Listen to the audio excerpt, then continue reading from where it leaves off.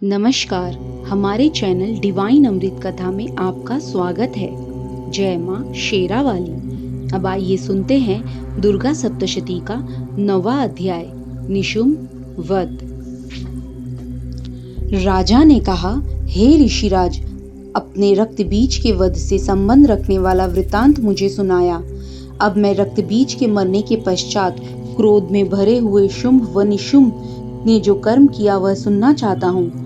महर्षि मेधा ने कहा, रक्त बीज के मारे जाने पर शुंभ और निशुम्भ को बड़ा क्रोध आया और अपनी बहुत बड़ी सेना का इस प्रकार सर्वनाश होते देखकर निशुम्भ देवी पर आक्रमण करने के लिए दौड़ा। उसके साथ बहुत से बड़े बड़े असुर देवी को मारने के वास्ते दौड़े और महापराक्रमी शुंभ अपनी सेना सहित चंडिका को मारने के लिए बढ़ा। फिर शुंभ और निशुम्भ का देवी से घोर युद्ध होने लगा और वह दोनों असुर इस प्रकार देवी पर बाण फेंकने लगे जैसे मेघों से वर्षा हो रही हो। उन दोनों के चलाए हुए बाणों को देवी ने अपने बाणों से काट डाला। अपने शास्त्रों की वर्षा से उन दोनों दैत्यों को चोट पहुंचाई। निशुम्भ ने तीक्ष्ण तलवार और चमकती हुई ढाल लेकर देवी के सिंह पर आक्रमण किया। अपने वाहन को चोट पहुंचा देख देवी ने अपने क्षुरप्र नाम बाण से निशुम्भ की तलवार व ढाल दोनों को ही काट डाला। तलवार और ढाल के कट जाने पर निशुम्भ ने देवी पर शक्ति से प्रहार किया। देवी ने अपने चक्र से उसके 2 टुकड़े कर दिए। फिर क्या था, दैत्य मारे क्रोध के जल भुन गया। उसने देवी को मारने के लिए उसकी ओर शूल फेंका, किंतु देवी ने अपने मुक्के से उनको चूर चूर कर डाला। फिर उसने देवी पर गदा से प्रहार किया। देवी ने त्रिशूल से गदा को भस्म कर डाला। इसके पश्चात वह फरसा हाथ में लेकर देवी की ओर लपका। देवी ने अपने तीखे बाणों से उसे धरती पर सुला दिया। अपने पराक्रमी भाई निशुम्भ के इस प्रकार के मारने पर शुंभ क्रोध में भरकर देवी को मारने के लिए दौड़ा।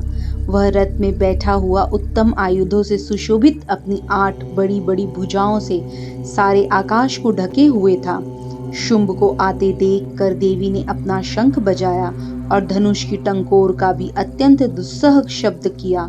साथ ही अपने घंटे के शब्द से, जो कि संपूर्ण दैत्य सेना के तेज को नष्ट करने वाला था, संपूर्ण दिशाओं में व्याप्त कर दिया। इसके पश्चात देवी के सिंह ने भी अपनी दहाड़ से, जिसे सुन बड़े बड़े बलवानों का मद चूर चूर हो जाता था, आकाश, पृथ्वी और 10 दिशाओं को पूरित कर दिया। फिर आकाश में उछलकर काली ने अपने दांतों तथा हाथों को पृथ्वी पर पटका। उसके ऐसा करने से ऐसा शब्द हुआ जिससे कि उससे पहले के सारे शब्द शांत हो गए। इसके पश्चात शिवदूती ने असुरों के लिए भय उत्पन्न करने वाला अट्टहास किया, जिसे सुनकर दैत्य थर्रा उठे और शुंभ को बड़ा क्रोध आया। फिर अंबिका ने उसे, अरे दुष्ट, खड़ा रह कहा तो आकाश से सभी देवता जय हो बोल उठे। शुंभ ने वहां आकर ज्वालाओं से युक्त एक अत्यंत भयंकर शक्ति छोड़ी, जिसे आते देखकर देवी ने अपनी मोहल्का नामक शक्ति से काट डाला। हे राजन, फिर शुंभ के सिंहनाद से तीनों लोक व्याप्त हो गए और उसकी प्रतिध्वनि से ऐसा घोर शब्द हुआ जिसने इससे पहले के सब शब्दों को जीत लिया। शुंभ के छोड़े बाणों को देवी ने और देवी के छोड़े बाणों को शुंभ ने अपने बाणों से काट सैकड़ों और हजारों टुकड़ों में परिवर्तित कर दिया। इसके पश्चात जब चंडिका ने क्रोध में भर शुंभ को त्रिशूल से मारा तो वह मूर्छित होकर पृथ्वी पर गिर पड़ा। जब उसकी मूर्छा दूर हुई तो वह धनुष लेकर आया और अपने बाणों से उसने देवी, काली तथा सिंह को घायल कर दिया। फिर उस राक्षस ने 10,000 भुजाएं धारण करके चक्रादि आयुधों से देवी को आच्छादित कर दिया। तब भगवती दुर्गा ने कुपित होकर अपने बाणों से उन चक्रों तथा बाणों को काट दिया। यह देखकर निशुम्भ हाथ में गदा लेकर चंडिका को मारने के लिए दौड़ा। उसके आते ही देवी ने तीक्ष्ण धार वाले खड्ग से उसकी गदा को काट डाला। उसने फिर त्रिशूल हाथ में लिया। देवताओं को दुखी करने वाले निशुम्भ त्रिशूल हाथ में लिए हुए आता देखकर चंडिका ने अपने शूल से उसकी छाती पर प्रहार किया, उसकी छाती को चीर डाला।